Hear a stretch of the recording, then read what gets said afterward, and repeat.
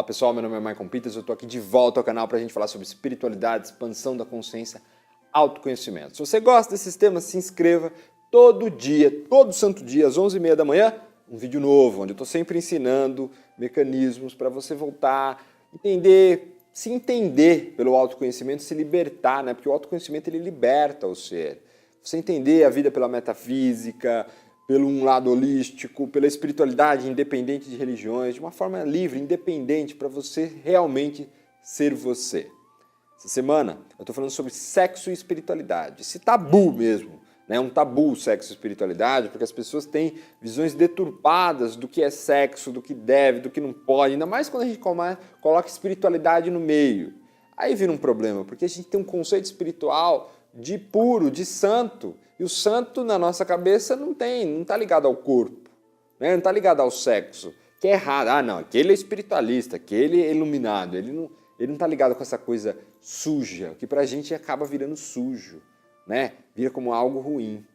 Então eu estou essa semana explicando e mostrando uma nova visão, uma visão mais tranquila da vida, mais tranquila a respeito do sexo. E hoje eu vou falar de dogmas. Ontem eu falei, né, de um dogma, eu comecei falando de masturbação, que é um dogma referente a sexo, porque eu já queria começar a semana batendo forte, porque é um grande problema, por isso que eu falei ontem de masturbação. E hoje eu vou falar de dogmas. A gente tem vários dogmas em relação a sexo, ainda mais quando a gente coloca em espiritualidade, porque a religião colocou muito isso em nós, né? Que sexo só depois do casamento, que sexo só dessa forma ou daquela, que isso está errado, que aquilo não pode. E acabou fechando, né? Cortou o nosso prazer. Porque quando se corta, eu já falei isso outras vezes, quando a gente corta o prazer, corta a nossa motivação, corta a nossa ação. Então, as civilizações foram construídas por poderes, né? Por poderosos, por reis, faraós, por igreja, por governos, enfim. Por um centro de poder que para você, sempre num centro de poder, para você deixar um povo fraco, você precisa oprimir, você precisa cortar o prazer dele, colocar o erro ali. Lógico que existiu inúmeras escolas no passado, na antiguidade, culturas, enfim, que via a sexualidade, o sexo como algo totalmente natural. Como eu falei, você tinha povos antigos que o falo, o pênis, era o símbolo sagrado, né? O símbolo sagrado da terra. Então você vê várias imagens. Às vezes se você for em lojas ou se você faz uma viagem para outras culturas, lá no Oriente, você pode ver imagens de falo, e aquilo pode até te assustar. Nossa, mas por quê? Porque aquilo era visto como sagrado, né? A própria escola grega ali, eles acreditavam, tinham ali Deus Eros como sagrado, o sexo como sagrado, né? A sexualidade. E o sexo, quando é oprimido, quando a gente só coloca ele como algo sujo, limita nossas relações, limita a nossa relação com o outro, nossa relação com o mundo. Né? A gente começa a colocar tanta besteira e o sexo é espiritualidade. Aqui eu coloco para você que o sexo é espiritualidade, que ele é espiritual, porque tudo é espiritual, ele é essência. Se eu começo a trabalhar a minha sexualidade, tudo, você percebe que ela, como eu já disse, ela é o poder de ação, né? Tá na Kundalini, é o poder de ação, é um movimento para ação, né? Médiuns de cura têm ali em si uma grande força sexual. Médiuns de cura têm uma grande força sexual, porque eles trabalham aquele movimento que está com o poder do chakra básico, que está alimentando a sua força sexual. Então, médiuns de cura trabalham sim muito a sua força sexual. Às vezes, ele pode não ter isso bem definido, ter bem trabalhado, até pelos seus conceitos preconceituosos, né? Seus preconceitos, na verdade, do que o sexo deve, o que não deve fazer. Mas tá ali. E é tão natural, nossa, essa troca, a afetividade, a ternura, o toque. Porque o sexo, na verdade, ele começa no toque. É como eu disse ontem, o sexo não é só os órgãos, o genital, a relação como a gente tem, né, de penetração, enfim, ou se for um outro caso, mas ali naquele movimento sexual, que a gente acredita, não, o sexo é o toque, é a ternura, é o erotismo, é você tocar, e isso é totalmente importante. Porque quando eu tenho essa liberdade do toque, de perceber, da afetividade do toque, o toque é o quê? É o abraço, é o afeto, é o carinho. É o carinho pelo outro, você toca, você faz carícias. Isso não é só no lado sexual, no lado que você coloca sexual como ruim. Você pode ter isso com os pais, com os filhos, com os irmãos, você abraça seus irmãos, você...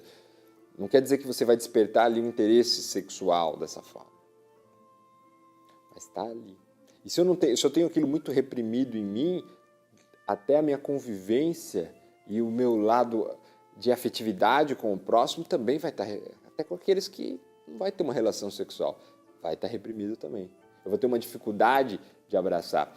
Em muito tempo de terapia individual, eu percebi, em muitos estudos também, que aqueles filhos que foram criados, que não tiveram toque, que não tiveram abraço, que não tiveram esse lado de ternura com os pais, né, do pai estar sempre abraçando a mãe, está sempre fazendo carinho, sempre foi aquela coisa mais fria, são muito reprimidos sexualmente. Né, tem grande dificuldade com o seu lado sexual. E hoje você começa a perceber, e no caso quando eu falo reprimido sexualmente, não quer dizer que é uma pessoa que se fecha, que não faz sexo com outras pessoas, que não consegue se relacionar. Não, há muitos casos de repressão sexual em que a pessoa sai procurando às vezes vários e vários parceiros, né? Sai ali saindo com várias pessoas, até utilizando isso como uma forma de se sentir inserida ou inserido com os outros, de ter um afeto com o outro, porque ela se sente tão nada, tão pequeno, que se insere ali com o outro, e essa moeda de troca de estar com o outro é indo pelo sexo, mas não sente nada, não tem prazer, porque volta para o que eu falei, volta para a masturbação a dois. Ela não está ali realmente, ela vai, mas aquela coisa é vazia, porque não consegue sentir prazer, porque não consegue ter ternura. É uma coisa fria, mecânica, já marca. Isso é muito comum hoje. Quantas pessoas que já estão... Você vê hoje nas mídias, nas redes sociais, você tem Tinder, você tem não sei o que lá, não sei, eu só sei o nome do Tinder. Você tem isso, aquilo, onde as pessoas já estão marcando para ter já o encontro, já marca para ir para o motel, já marca para aquilo. Né? Mal se conhece, não tem a ternura, não tem o toque, já vai para o sexo.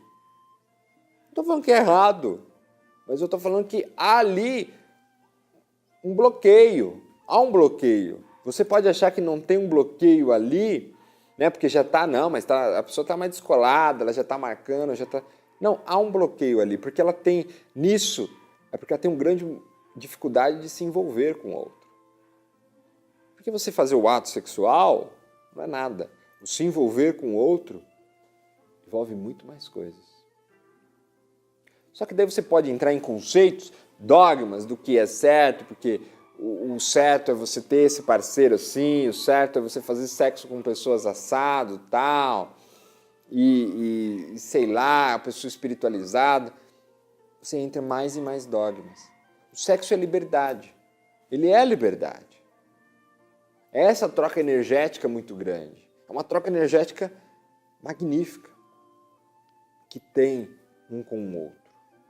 Mas quando eu coloco dogmas, regras, eu corto o prazer, o princípio da alegria, da liberdade sexual. Amanhã eu vou estar falando de energias. Que aí está uma parte que não bem entendida cria inúmeros tabus e dogmas sobre a sexualidade, né? Sobre sexo e espiritualidade. Porque você entende que você troca muita energia, que você pode ficar com a energia de fulano, de Beltrano. Amanhã, às 11h30 da manhã, eu te espero aqui para a gente falar sobre energias.